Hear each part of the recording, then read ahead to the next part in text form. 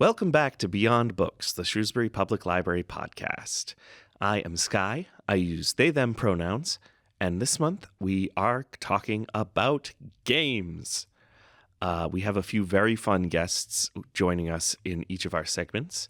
In our Media of the Month segment, we're going to talk to our outreach and marketing librarian about some of the board games and RPG programs that we have here. In Ask a Librarian, we'll be joined by our head of technical services to talk about preparing the board game collection for circulation. And she has also brought some examples. Unfortunately, this is an audio medium, so we can't show you, but you might hear them through our interview. And last but not least, in Life of the Library, we're going to talk to our head of youth services about video games at the library. We've got a lot of ground to cover this month, so let's jump right on into it.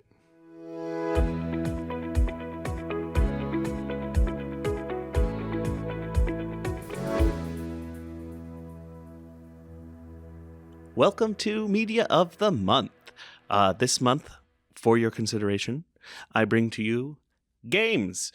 We have a few different programs for playing games at the library, as well as taking games out from the library. And with me to talk about some of her favorites is our outreach and marketing librarian, Diana. Hello. Hello. So I think what we'll do is we'll talk a little bit about some of the board game stuff we've got, tabletop board game things. I know that we have our Brunch and Board Games program that you started about a year ago. Yeah, coming up on a year in the fall. So Brunch and Board Games is a great option for adults and older teens to come play board games. You can either borrow board games from our collection, which I'll talk about soon, or you're able to bring in games from your own place. We have a group that comes in and brings this awesome Scrabble board that like spins around. It's the Lazy really Susan nice. board. Oh, yeah, it's really nice. So like, it gives people the opportunity to have the space to meet, hang out, try out new games. We mix groups. So you're always can be like, oh, do you want to try this? Taking people from everything. And it's nice because sometimes you have someone who's already knows how to play and they can just teach, or you're all just learning the game together, and it's a lot easier than trying to learn it at home by yourself, wondering, is this right? Does this sound right? Am I doing this right? Yep. Yeah, that's great. Yeah, let's talk about the collection. What do we got here? We have board games here? What? We have so many board games. It's fantastic. So you can find the adult board game collection upstairs. On the second floor, there's this great big cabinet, 2 big doors.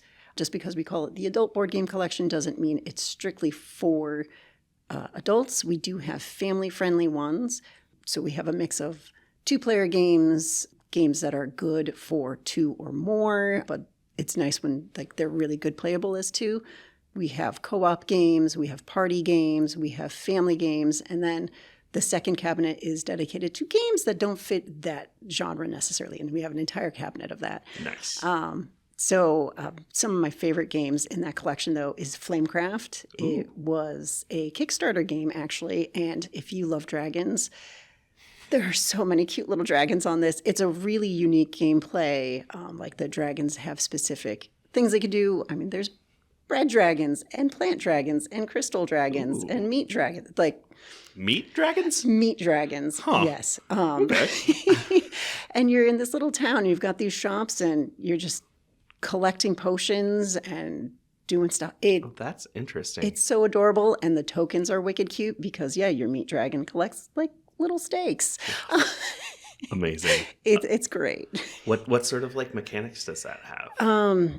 It's basically you're just trying to collect resources. It's a lot of resource collecting. Okay. But then, so you're doing that to do the potions, but then you're also trying to plan out where you're putting your dragons at the specific shops, because then they get to do each dragon type. So your plant dragon or your crystal dragon, they have a particular action. So you can fire up your dragon and they get to do a thing, and then they swap different shops. And if there's certain things bonus cards that you can do that you're oh, if you have this many, you have a secret mission. So there's a sun one and a night one, a moon one. And so depending on during the game, you can play these ones, but then these other cards are for at the end of game that you get to score. So there's a lot of different things going on.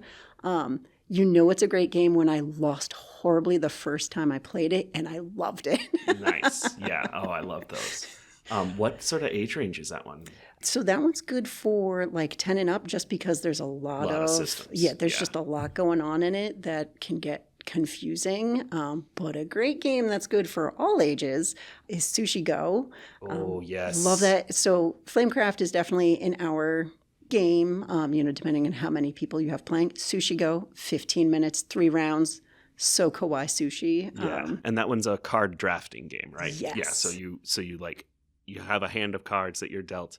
You pick one to play. You pass the rest. Which is mind-blowing when you're trying to teach people, like, what do you mean? They're going to see my cards. You're like, yes. Yes. And you're going to see theirs because... And then it goes around. The cards are everybody's cards. It's a great game. So like I said, our game collection is upstairs on the second floor.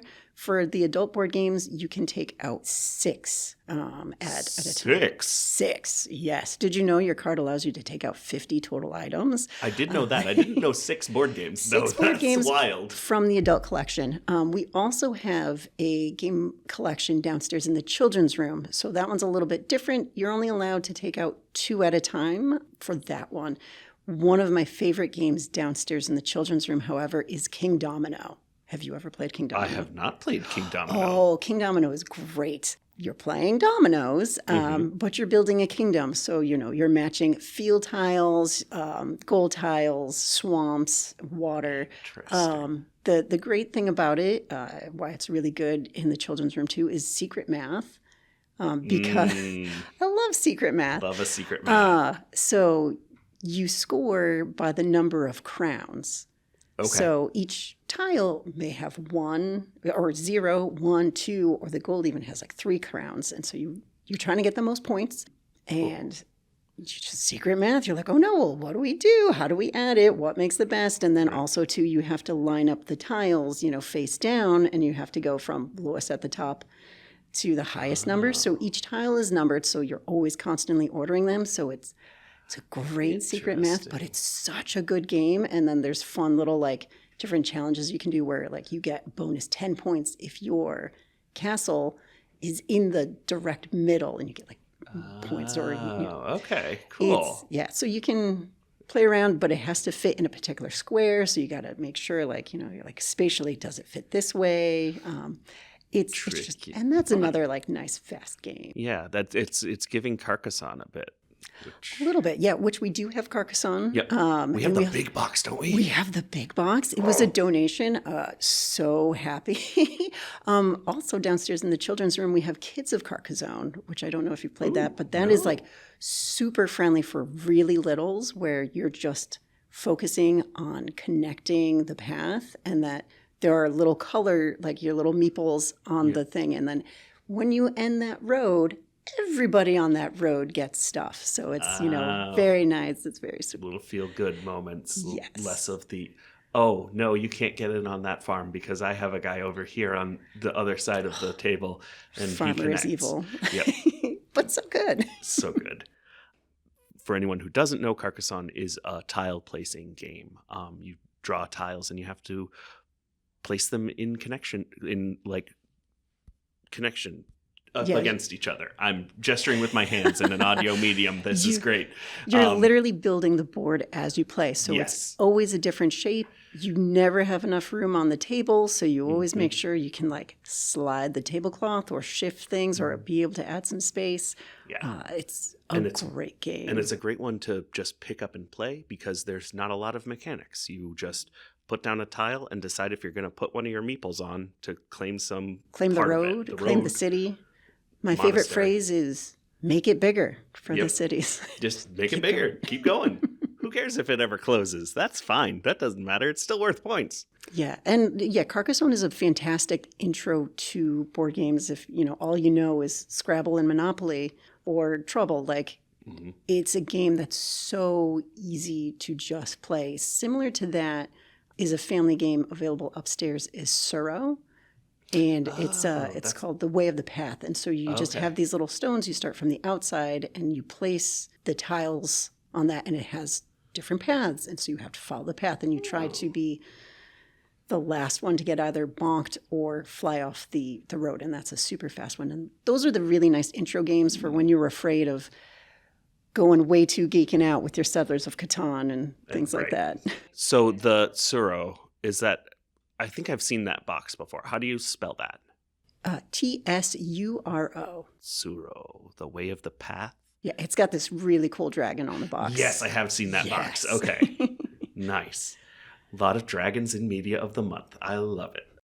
Oh, yeah, just to say, like, if you ever wanted to try any of these games, come upstairs and borrow them, or try out at Brunch and Board Games, which I want to just kind of circle back to that. So if you're listening to this podcast in August, this month we will be closed because it is Labor Day weekend. We always meet on the last Saturday of the month. Okay, Saturday. You come in, it's from 11 to 2. We've got snackies, we've got beverages, and you can always bring in your own snacks if you're worried about cross-contamination or have food allergies.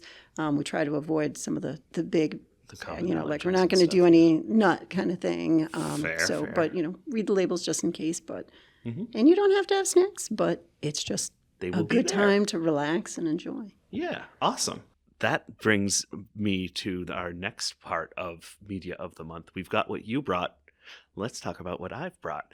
I am running the New Games Plus group here at the Shrewsbury Library, which is a group that I started to try out new tabletop RPGs.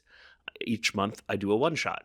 I GM it or DM it or whatever the leading role, not leading role, that not like that, but like the person who runs the game in any of a number of different systems. I've done Avatar Legends based on the Avatar The Last Airbender. I've done Monster of the Week, which is like reminiscent of like Buffy the Vampire Slayer, Supernatural, X-Files, those sorts of shows.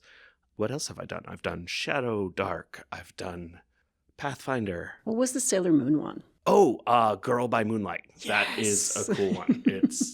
And each one of them is like kind of its own system. I've done a couple that are using the Powered by the Apocalypse system, which is every dice roll is just 2 regular 6-sided dice. You roll them, you add a number to it, and that's it. That's all the rolls. So very intro friendly. Yes. You don't need that, 20-sided die. Oh yeah.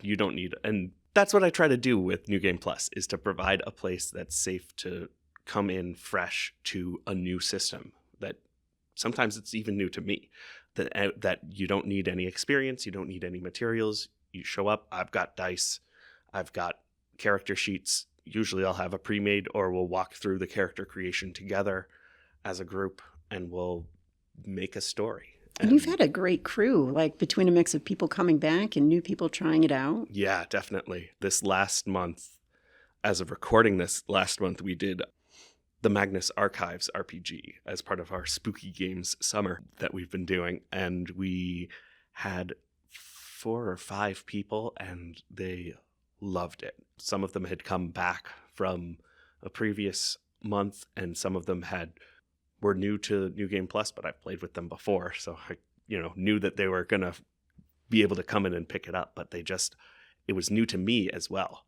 So I had this great group of players.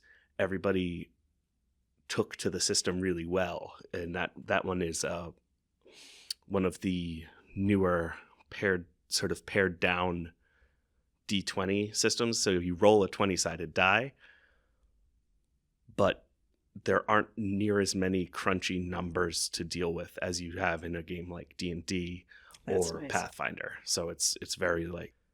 It's user light. You only have 3 stats. It's very clear, like you spend this number to add to your roll or to make it easier. And it's like you've got... So people don't have to read this chalk and rule book necessarily to come in and try out these games. Yeah, absolutely not. I'll provide some like primer information ahead of time, but if you want to just not look at it, that's totally fine too. I'll give a little primer as we get in, and then we just kind of hit the ground running and make a story together, because that's what the heart of RPGs is collaborative storytelling. So, and that's really what I focus on when I'm running these is to make sure that we have a beginning, middle, and end to the story that we're telling together, and that try and give everybody a chance to try out little bits of each game system, the combat, the role playing, the like exploration, and some of the like more specialized things like in the Avatar Legends system, you can play in the Korra era, where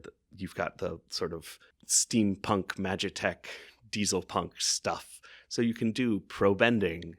There are rules for pro bending matches. There are rules for car chases in the Avatar world, and just cool ways that it all fits together.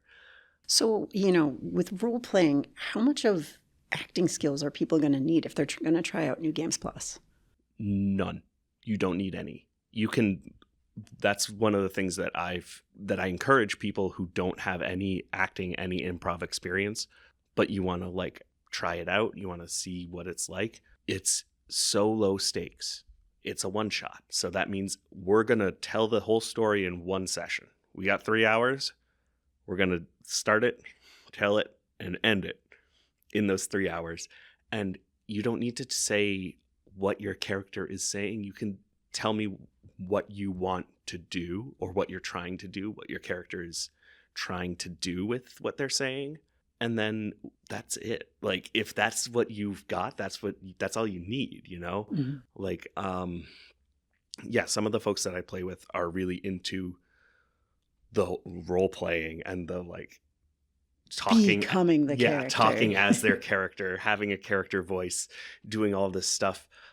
And at the same time, in like the same group, you'll have somebody who says, "Oh, well, my character would say something along the lines of my cabbages." My cabbages, right? Or like, I see where you're coming from. My character would want to say something along the lines of this, and try to have this person be convinced of this. It's That's like, okay, awesome. cool. Yeah, so really open-ended for anyone who's, any sort of comfort level. Yep. And that's the cool thing. We get a mix of folks. Some folks who have years of experience with RPGs, some folks who this is their first time ever trying one. And everybody gets something out of it because, like I said, we're trying new games to us. So it's all a way to try it out and to sometimes find a new favorite. Like, everybody from the Magnus session wanted to do Magnus again. So this month, which it was, I believe, in the past, as of when this will be coming out, but it'll be, we're doing another Magnus investigation, because it's a mystery kind of game. You're investigating some paranormal statement. It's based on the Magnus Archives, which is a podcast, a horror anthology podcast from Rusty Quill. And it is really cool. It's a horror anthology story. So this institute gets these statements of paranormal happenings. They get people telling them their stories. And so the podcast itself, the conceit is that the archivist of this institute is recording audio versions of these statements on tape, and we're hearing the tapes. And so it's cool. It starts out with just him reading the statement and then giving like research notes. And so the RPG itself tells the story of the research assistants. You are the research assistants going out to the spooky house to find out like a little bit more about, try and verify, try and like ascertain the details. And yeah, it was really cool how you get to like build suspense doing an RPG where you're in these extraordinary circumstances, you're in these horror movie settings, but you're just regular people. You're librarians going out and doing research in the field and going, "Oh, okay, so the monster went down these stairs and we're gonna follow it?" Okay, cool. So that was really cool. The way that it incentivizes caution and like sets up that you are just a normal person. You know about occult stuff, you know about the supernatural a bit, but you are just a guy. So or it helps a lady. facilitate the role play. Yeah, the role play is there because you're feeling the tension and you're like, oh, well, what's going to happen? Oh boy. And it helps that, you start with a spooky story and then you get to sort of ease into it. And as part of that, one of the things that I'm conscientious about is safety tools, because these can be intense. We're talking about horror, we're talking about thematic things, stuff that's scary, stuff that can be intense. So I make sure to find out what people's comfort levels are. Mm-hmm. There are some safety tools called lines and veils. So I would give them like a list of potential topics that may come up in the thing, like say bugs or body horror, and say like, okay, what's your comfortability level with this? Is this something that you're okay with? Is it something that you prefer, like it's kind of like a green light, yellow light, like it could be better off awesome. Stage, or red light, like don't touch that.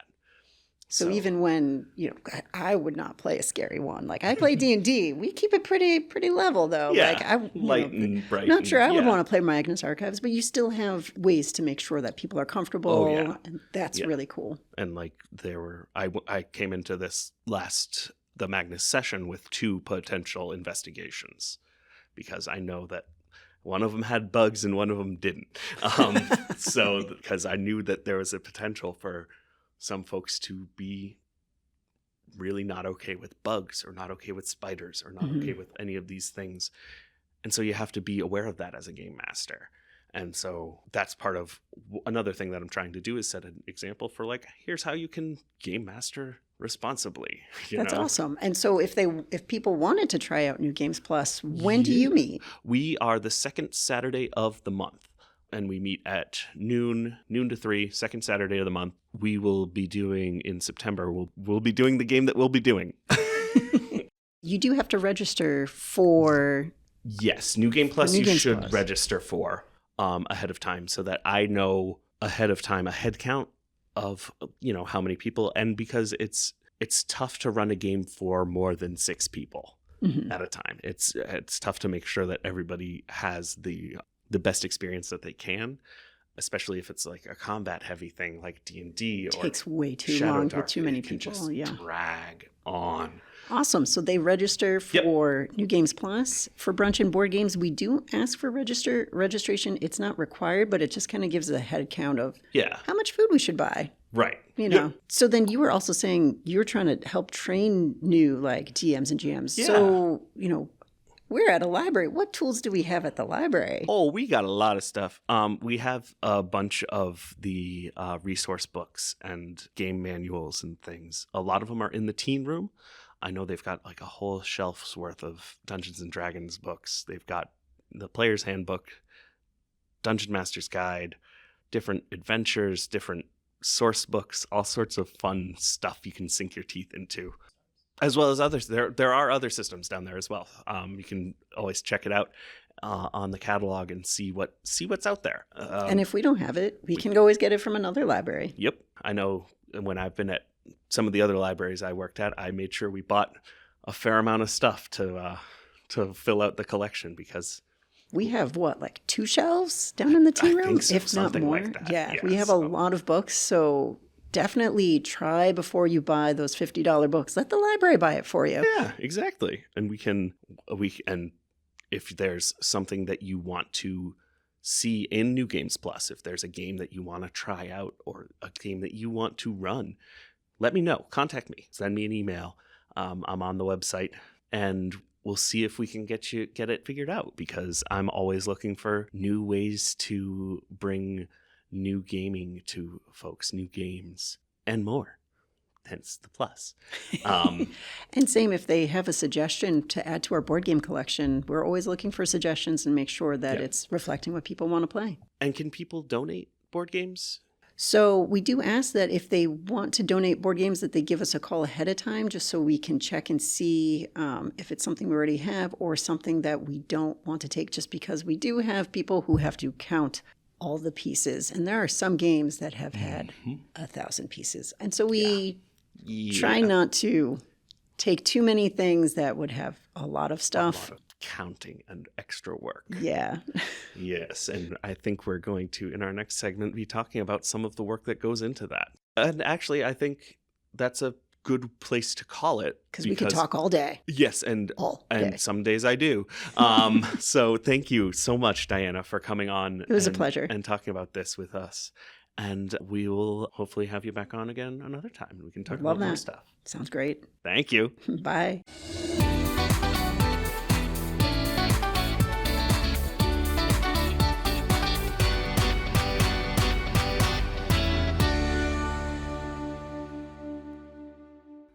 Welcome back to Ask a Librarian. This month, we are talking to our wonderful head of technical services, Pat, about board games, just like we were talking to Diana about board games. So, Pat, welcome to Beyond Books. Thank you very much. Thank you very much. You work a lot of the time behind the scenes, getting stuff ready, preparing things, getting them in the system, all those sorts of things. And that's probably a side of library work and library life that a lot of our listeners are not super familiar with.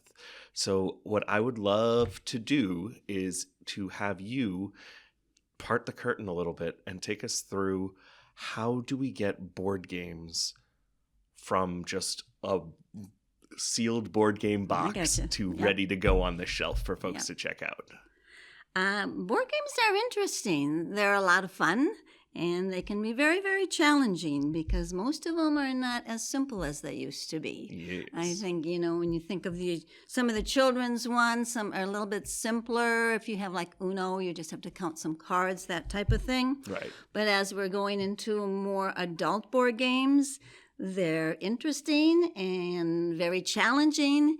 And myself, I do not play a lot of board games. So when they come in, I sometimes will open them up, take a look at it, and go, oh my gosh, how am I going to get this ready for circulation? What am I doing? Because there are a lot of parts. Yes. There are a lot of parts that go to it. And you have to think in terms whether you're cataloging board games or anything else.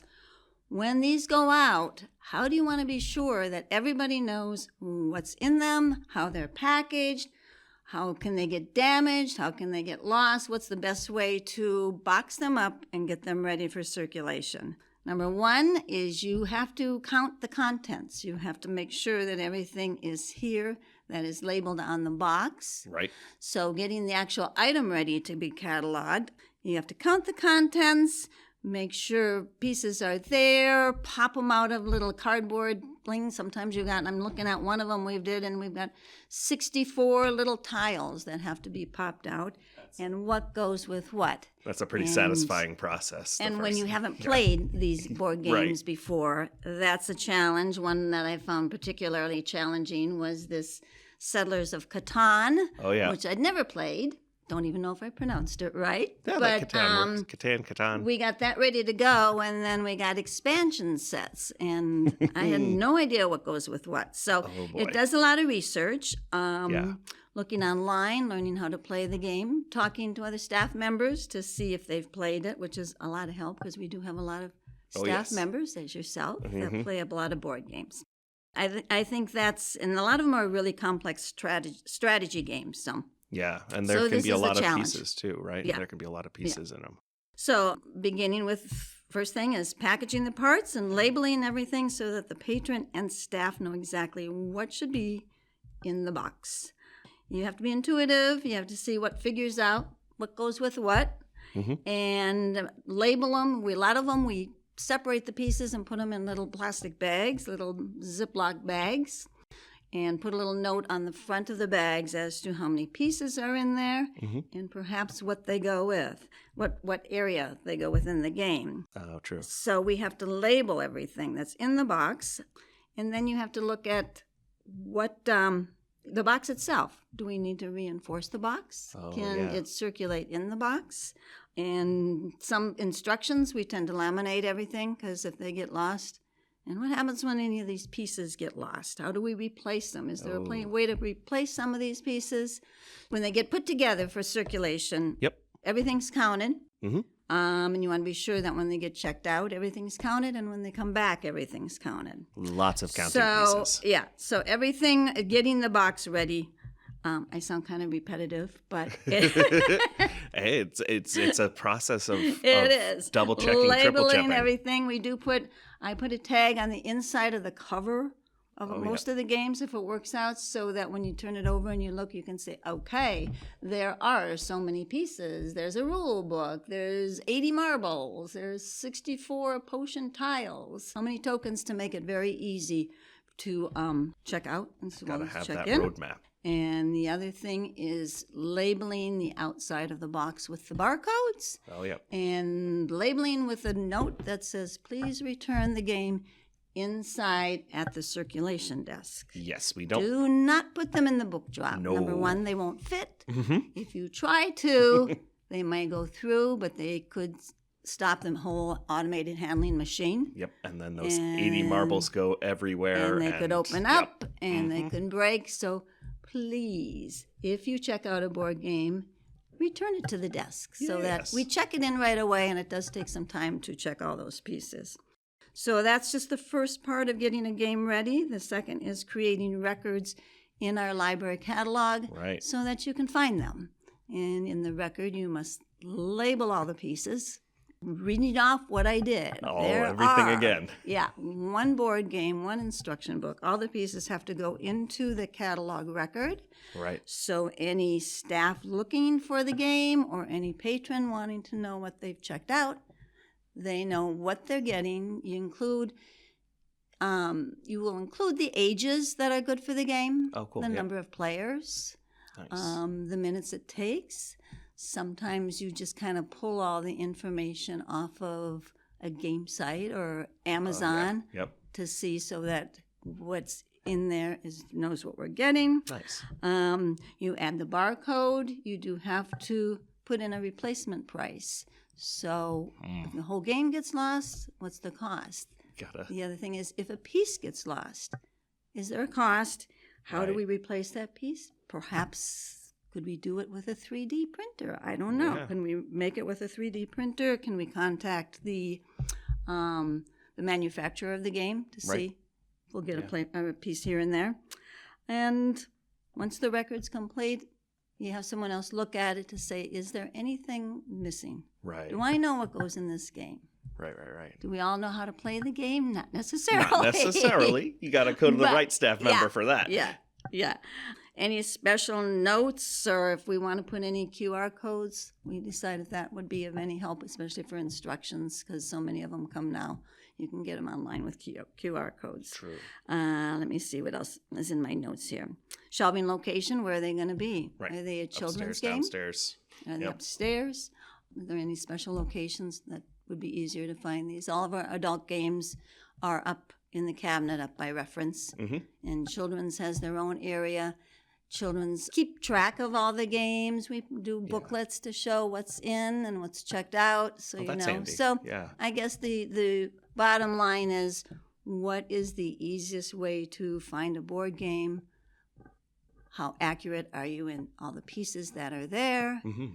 And making sure that it stays in good shape. Nice. Yeah, so quick follow-up on the all the information in the record. Yeah. Is that's all shows up in the catalog for folks when they're looking? Yes, everything should be in the catalog. You do have to go initially into the mark record. Oh, you got to click into the guts. Yeah, if you want to see the guts. We try to label it in the contents field, which does come up. You can go into more detail further in, but basically you want to see it when you look at it to say, okay, this is what how many pieces are in there, and this is what in there, and who can play this. So everything. That's really handy. Yeah. You can. We got some hidden areas within a catalog that we can see item notes and everything that the public may not see. But if there's something that goes missing, we do mark it in the catalog, but we also mark it on the box. Yeah. So if it's folks something that tearing apart Monopoly, their house if you're missing, one $50 paper Monopoly money, you might mark that in where we have the contents inside. Right. Are we going to go replace one little paper money? I don't know. Right. But if it's more important pieces, you do need to let them know and replace them if you can. So for sure. So what the catalog shows is all the basic important information. Mhm. There's other little things that we can find as staff within to give you some more information if needed it. Yeah. Awesome. Yeah. That's really cool. Yeah. What would you say is the most challenging board game you've had to do? If this one pop out to you? Oh, gosh. We've been doing these board games a long, long time. Yeah. And luckily, I do have some other staff members in technical services, as we're known for all our cataloging, that know board games better than I do. So I would say, boy, that is a tough question. I think getting the expansion kits to these Catan things when you don't know how to play the original version. Yep. And you have no clue how to play some of these things. Yeah. I'm getting better at knowing how. My grandkids play all the board games, but they're getting more adult games like Azul and some of those. And this Potion Explosion is one that my granddaughter really wanted to. She got it for Christmas one year. Oh, so, nice. But you do get to see some of these games and learn about them. And we check with staff and say, okay, how does this go together? I have no idea. What's the difference here? We've got explorers and pirates. We've got seafarers. We've got, and then I imagine keeping all of the.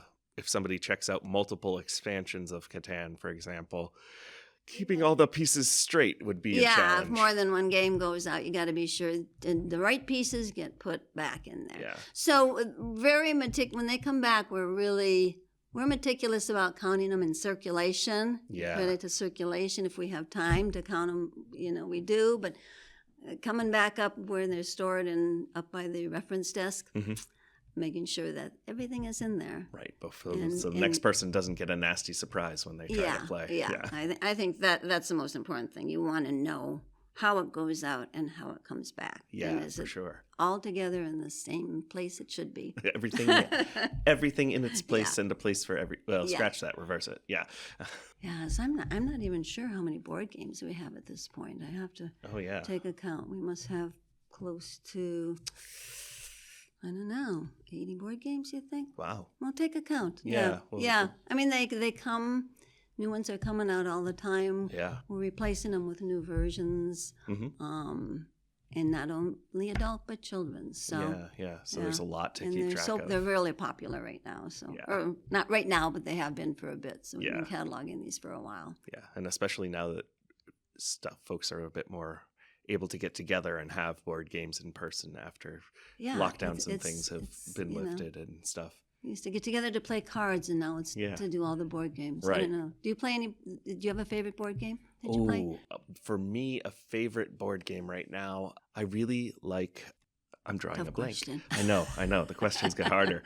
You've turned it around on me, and now we're asking me. I know, because you're I really like the One Night Ultimate Werewolf. It's like the werewolf game where there's everybody goes to sleep and the werewolves wake up and they kill someone in town and you have to figure out who's who and try to get rid of the werewolves, but it takes that instead of going like each round going multiple nights and winnowing down the population, you have one night. It's just a single round and you're trying to determine, and everybody gets their little roll card and they have an action they can do. And a lot of them involve switching roles. Yeah. So, but you don't look at it again until the end of the game. So you may start on the villagers team and end up getting your role swapped with one of the werewolves, and you don't realize that you're on the other team now. And it's This is what I mean by complicated games. Yeah, but and challenging games. Thankfully, that one on the physical side of it, it's just a few little cards. Yeah, and that's about it. Yeah, those are good. It's a good one. It's a little box. It's not too many pieces to keep track of, but there's a lot to work through in your brain. They're very, very challenging. Yeah, some of them are really, really tricky, and some of them have a lot of little fiddly bits. Yeah. So I'm really impressed with the work that you guys do of making sure that everything's set and ready, and then stays set and ready. It's really, you guys in technical services as well as in circulation do a great job of, and of course adult services as well. Like it kind of spreads across the whole library, keeping these things in order. It does. Yeah. Takes a team to do them all. But, for sure. But I've found them very fascinating. learning about the different games and what goes into it. But always challenging. Yeah, challenging, but worth it. Worth it. But worth it. Yeah, we have a great collection. Yeah, awesome. Really proud of our collection. So one question that I do have is, you do a lot of the purchasing of these as well. I do some of the purchasing. Purchasing. Okay. Yeah. So what would, if you could get a recommendation from a patron for a board game to purchase, what goes into the process of making those selections? Well, I think any game recommendations are really carefully considered. You have to look at, number one, we look at some reviews of it. Yep. The appropriate age, you must consider the age, the pieces, and you really consider, will this be a good game for a lot of people? Right. You Make sure that you you're don't not want to just do something one person recommends and then it never goes out again. It never goes out. Yeah. And we do get a lot of recommendations from staff even that have played played this great game, and we'll take a look at that, or any patrons that say, so we do consider them before we purchase them. What's the ease again of parts? You don't want something that's just crazy parts and teeny little pieces, 100 teeny little pieces that will get lost and impossible to keep track of. So, and to keep it in good condition. You want to be able to keep anything in good condition. Is this going to fall apart?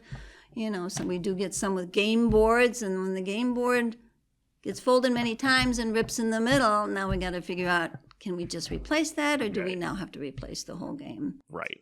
We've had some donations, but once again, it's got to be something that's good for everybody, good for certain ages. Yep. Will get used.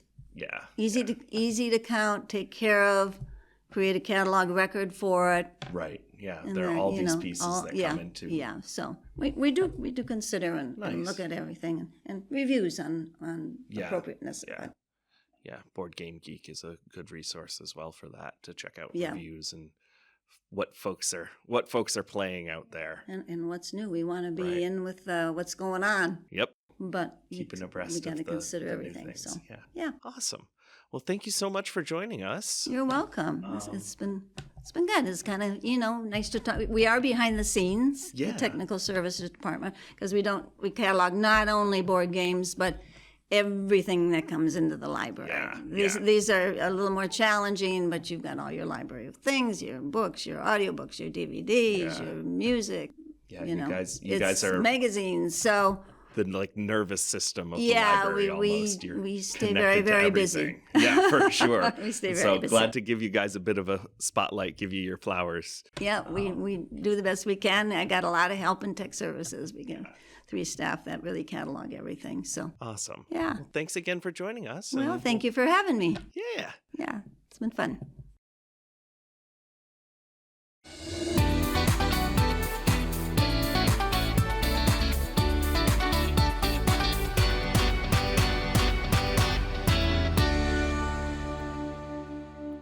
Welcome to Life of the Library. Here in our second episode, we're going to be talking about video games at the library with our new head of youth services, Annie Lee. It's me.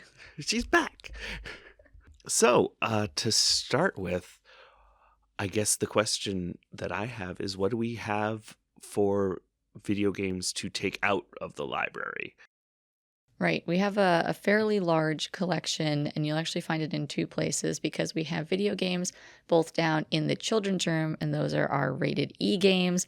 And then we have everything that's above rated E in the media collection that's across from the circulation desk. And we have games for, almost every system you could think of that's been played in the last 10 to 15 years. Nice. I think we've got Wii U and PS2, although I think we're trying to move away from systems that have not been commercially available in this decade. That's fair. Yeah. And we get the latest stuff. We've got the PS5 games, and we're trying to add some Switch 2 games, but gamers out there will know about the problems of loaning out Switch 2, which are not available as actual physical media. Yes, that does complicate things, doesn't it? Yes.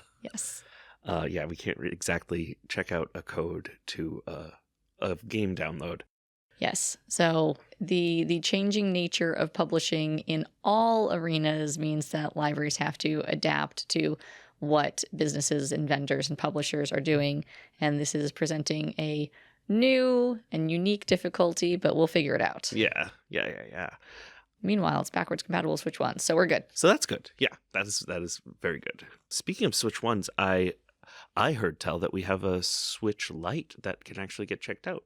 We surely do. Among the many interesting and oddball things that we have in the library of things is a Switch Lite that you can check out and take on vacation with you. So the Switch Lite is the one that doesn't go in the dock, and so you can't, play it with your friends up on your big screen at home, but it is perfect for having in the back seat of the car with your 10-year-old child who needs something to do on the 6-hour trip to Niagara Falls. That's very fair. Yeah, it's a handheld only, and it comes in fun colors. Yes, it does. And you can check out both that and the games, and there you go. Look at that. So like all of the items in the library of things, you do need to be over 18 to check it out. So you come on over to the library, and if it's available, it'll be on display, not the item itself, but a DVD case that clearly indicates what the item in question is on our Library of Things display, which is next to the reference desk. And you go over and you take a look. And if you see the Nintendo Switch Lite case there, you can take it up to the desk. You will fill out a form that assures us that you will take care of this item and you will return it promptly. And then they will check out your card and give to you the Nintendo Switch Lite. Woohoo. Nice. Games, on the other hand, can be checked out just like any other book or item. You just need to take those to a desk or self-checkout. Cool. Okay, so that's games we can take out. What about stuff here at the library? What about do we have any sort of gaming event programs or things like that? So not currently. We've done a variety of different gaming type programs in the past. For a while when I started, we had a long-running sort of informal Super Smash Brothers event that was every Friday, and it was not on the library calendar, but they must have been playing on, what do we have, the Wii U back then? I think it was Wii U at the whatever time, we had in that space before we got the Switch. They'd be playing on that, and it was a group of friends that would just come and play every Friday without fail. That's and awesome. We've had a couple of other programs. We used to run actually a Super Smash Brothers tournament on the half days during the school year, which Mike Zeller, our former assistant director, would organize. And we've done a couple of one-offs. We've had various outside entertainers come in and do video game related programs, but we don't have anything planned. So if you, listener, are thinking, I would love to lead a video game related program at the library, if you are a teenager, please get in touch with our teen librarian, Kaylee Hover. She would love to set you up with a Teens Teach application so that you can make that happen, both for our benefit and for yours. If you're an adult, please see our adult program proposal policy on our website. Yeah, that would be really cool to have that'd be a cool thing to have in your CV for your college applications, teens. So bear that in mind. You said we have a Switch. We have an in-house Switch. We surely do. And it is in the teen room. We have both the Switch original, not the Switch 2 yet, and the PS5, which is the more recent jewel of our collection. Ooh. Those are both in the teen room, and they are hooked up to the TV in the teen room. And how you play with those is you go to the teen room and you check if someone's using them already. And if they are available, you can head on back to the circulation desk where they have the controllers for the PS5 and the Switch. You do need to have a library card in order to check them out, because you'll have to check them out to take them from the desk. You can also check out whichever game you want to play. Maybe you brought your own game from home, or you want to check out one of our games. And of course, Fortnite is already downloaded for the PS5. Perfect. That's handy. Yes. And some people, you can download your own free DLC. So if you need some special skin for Batman to wear in Arkham Asylum, go for it. Nice. Are there any games downloaded on the Switch? I don't believe we have any games currently downloaded onto the Switch. That's all on cartridges. Oh, okay. And keep in mind that if you are playing a game and you save your progress, there is absolutely no guarantee that it will still be there tomorrow because people can erase what's going on there. So don't get really, really invested in Skyrim on our consoles. Don't put in too much time and don't get attached. And you should also probably be conscientious about signing into your accounts on the public. Yes, so both of the consoles are signed in to a library account. You can feel free to sign into your own account, but if you leave yourself signed in, someone else could be working on your games. So sign out. Make sure you sign out because we don't want any accidental purchases made. Precisely. Cool. Do they get a lot of use? Very much so. So I think I'd say the PS5 gets a little more use than the Switch. What with Fortnite being played all day, every day, that kids are available to come to the library to play it. Nice. But yeah, they get a fairly good amount of use all day during the summer and after school during the school year. Nice. Oh, that's cool. We have very comfy chairs to sit on. And we really cool microphones in that area speakers. So they're directional speakers that are suspended from the ceiling above the seating. And so they direct the sound directly down into your ears so it doesn't spread throughout the room. So you can be listening to your game with the volume up reasonably high so you have a good sensory experience, but the people who are browsing in the other parts of the room aren't hearing it. Oh, that's really cool. That's really handy. It's neat that, you know, the classic perception of the library as a quiet place that, like, you go to look at books and be hushed, but it's not the case at all. Not really the case in the teen room ever. Although, actually, this is slightly off topic, but our teen librarian, Kaylee, is going to be instituting some quiet study and reading times for the upcoming school year, and I'm very excited to see how that works out because I think it'll be great. Yeah, to have strike that balance of the space as like community space for the teens, and as well as being a place where you can have study time. Exactly. Yeah. The library's here for everybody. Yeah. What would you say is a game that you wouldn't expect to be played at the library? The most surprising game you've seen played at the library? Oh, I mean, people play some really weird games. I'm not much of a gamer myself. My gaming does revolve around watching other people play games. That's fair. And there was a very weird game that people were playing for a while that had the main character was like a cup of noodles with legs. Oh, Cuphead. Yeah. Yes. And it was very all old-timey, weird Mickey Mouse graphics. Like, it was so strange. It's such a cool game because it's hand-drawn. It's hand-animated. The whole game is hand-animated. And it's in the style of those like 1930s cartoon characters.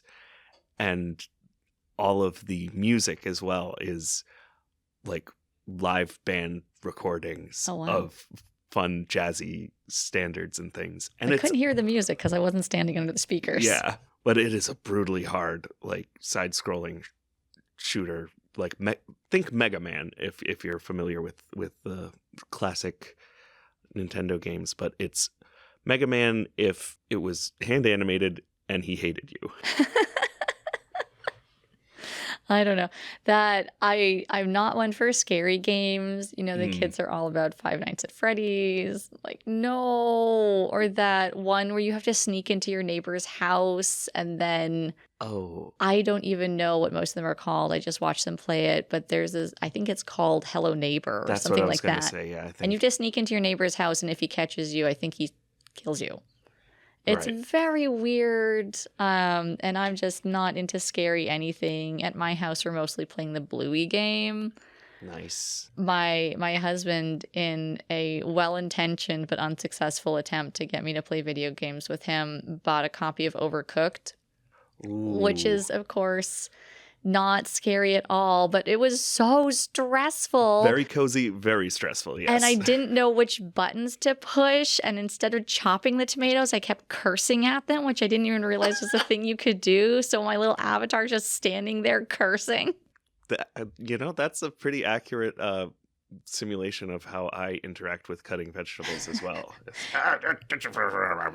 But I guess on the good side, having attempted to play Overcooked gave me the knowledge that I used to design one of our in-person, like, you are the video game games, which we do for the Pi Day extravaganza every year, where it's like an Overcooked live simulation and all of the recipes are pies. Oh, that's fun. So it's a pretty good time. Yeah, I was just one of my previous library jobs, I did some video game program stuff, and we tried to do Mario Party with the teens there, and it was like we had a good turnout. The unfortunate thing is, with a game like Mario Party, you've got 4 players, and once you hit 4 players, that's it, and you're locked in for like a while.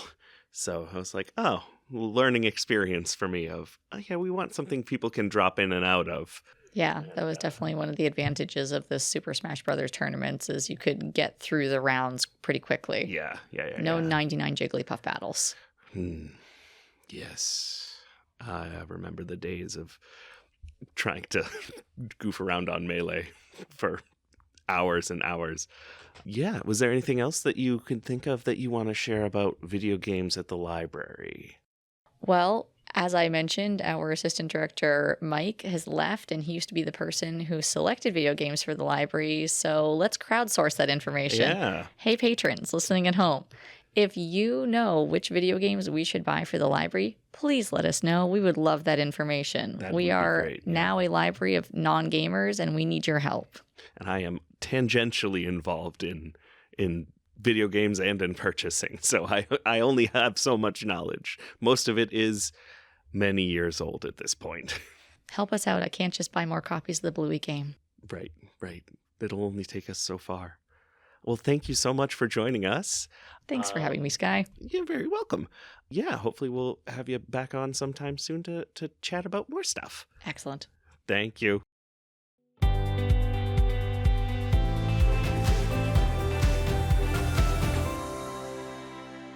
Thank you for joining us for another episode of Beyond Books. Next month, we're going to be joined by our director, Priya Rathnam, so we hope you tune back in for that.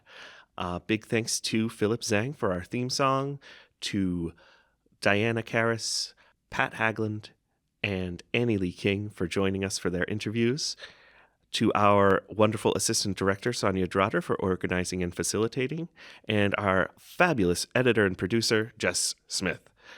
Keep your eyes, ears, and mind open, because the library can take you beyond books.